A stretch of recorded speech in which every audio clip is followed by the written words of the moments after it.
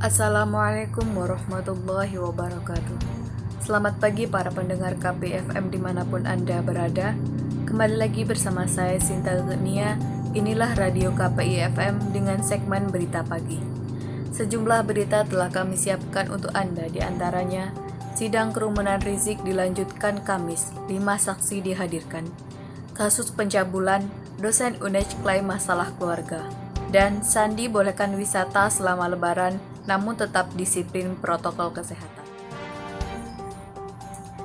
Sidang kerumunan Rizik dilanjutkan Kamis, 5 saksi dihadirkan.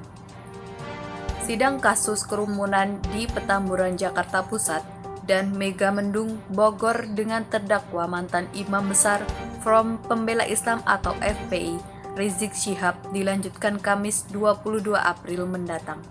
Agenda sidang dilanjutkan masih mendengarkan keterangan saksi yang dihadirkan oleh jaksa penuntut umum. Hakim Suparman sempat bertanya kepada jaksa terkait saksi yang akan dihadirkan pada sidang berikutnya. Jaksa berencana menghadirkan 5 orang saksi pada Kamis mendatang. Meski demikian, jaksa tak menyebutkan siapa saja saksi yang akan dihadirkan.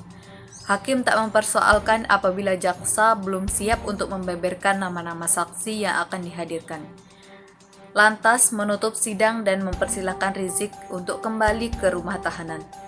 Dalam sidang Senin lalu, 19 April, jaksa menghadirkan 4 saksi, di antaranya Kasatpol PP Kabupaten Bogor Agus Ridallah, Kabid Ketertiban Umum Satpol PP Kabupaten Bogor Teguh Sugiyarto, Satpol PP Kecamatan Megamendung Iwan Relawan, dan Camat Megamendung Endi Rismawan. Kepala Satpol PP Kabupaten Bogor Agus Ridallah menyatakan bahwa kegiatan yang digelar Rizik di Megamendung Bogor telah melanggar protokol kesehatan pencegahan virus COVID-19. Kegiatan di Megamendung kala itu dalam rangka penyambutan Rizik sekaligus peletakan batu pertama pondok pesantren Argo Kultular Markas Syariat pertengahan November 2020 lalu. Sementara Camat Megamendung Kabupaten Bogor Endi Rismawan mengatakan hanya ada 1 penambahan yang positif COVID di wilayah tersebut usai kerumunan kedatangan Rizik tersebut. 1 yang positif tersebut merupakan hasil tes swab PCR yang dilakukan di tingkat kecamatan Megamendung. Sebelumnya, rapid test tingkat kecamatan Megamendung juga dilakukan dan mendapati 20 orang reaktif. Berita selanjutnya datang dari kasus pencabulan, dosen UNEJ klaim masalah keluarga. Dosen Universitas Jember atau UNEJ RH akhirnya angkat bicara soal kasus dugaan pencabulan yang kini menjeratnya. Melalui kuasa hukumnya, Ansarul Huda, ia menyebut perkara tersebut didominasi masalah keluarga. Ansarul menyebut kliennya itu telah merawat korban Nada sejak usia 7 tahun usai orang tua keponakannya tersebut bercerai. Menurutnya, Nada sempat tinggal kembali dengan ayahnya. Namun, Nada kembali dititipkan oleh sang ayah ke kliennya pada tahun 2019. Lebih lanjut, Ansarul mengatakan kliennya sempat melakukan mediasi dengan keluarga Nada terkait dugaan pelecehan seksual tersebut.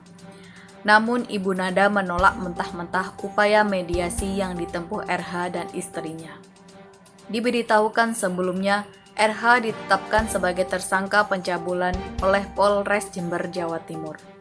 RH diduga melecehkan Nada, keponakannya sendiri. Vita mengatakan penyidik telah mengantongi sejumlah alat bukti yang menguatkan dugaan pelecehan seksual ini, yakni keterangan saksi-saksi, hasil visum PCR-T, dan bukti rekaman audio. Kasus ini bermula saat RH, seorang dosen Fakultas Ilmu Sosial dan Ilmu Politik Universitas Jember, Jawa Timur, dilaporkan atas dugaan pencabulan terhadap ponakannya sendiri.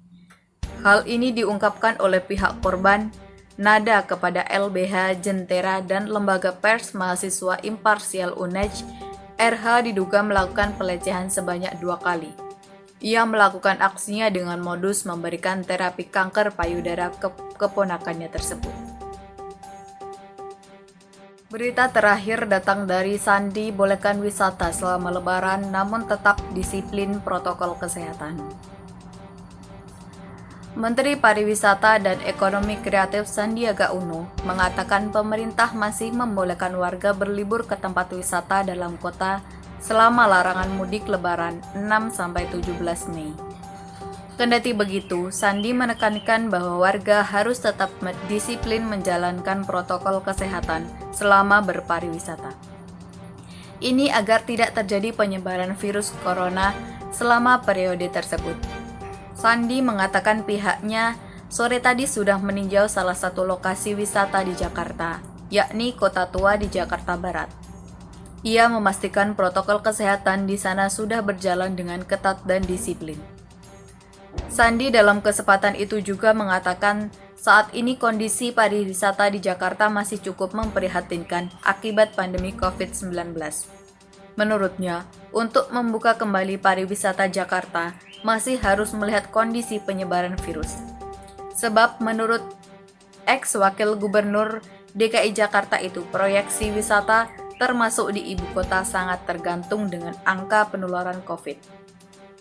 Ia optimis jika angka penularan dapat ditekan pada semester kedua nanti, sektor pariwisata di Jakarta akan kembali menggeliat. Menurut Sandi, saat ini travel corridor di Jakarta masih belum dibuka. Saat ini pihaknya masih fokus di Batam, Bali, dan demikianlah informasi pada segmen berita pagi kali ini. Saya Sinta Genia pamit undur diri dan terima kasih. Sampai jumpa. Wassalamualaikum warahmatullahi wabarakatuh.